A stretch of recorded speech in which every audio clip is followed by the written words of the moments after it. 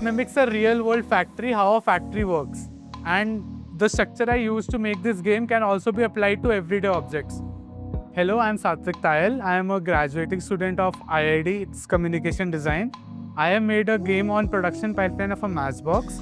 It tells the story behind a matchbox because usually people know how a matchbox is used and how it feels, but they don't know the story behind it. So I'm focusing on that. So I have been fan of matchbox labels and Indian print ephemera. So I felt that a lot of people kind of overlook the Indian art heritage.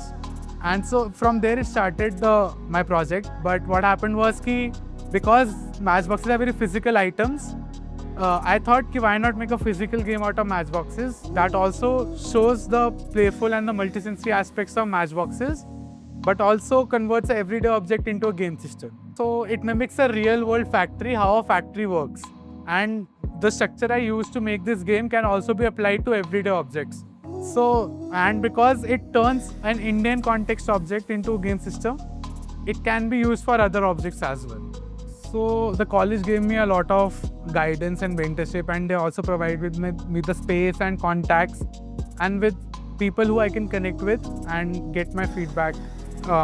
There were multiple feedback sessions. I was always being supported mentally and emotionally, so that was yeah. So because throughout my journey, I had made a lot of projects like branding, UI, UX, narratives, illustrations. I wanted to make a game because I'm a big fan of board games.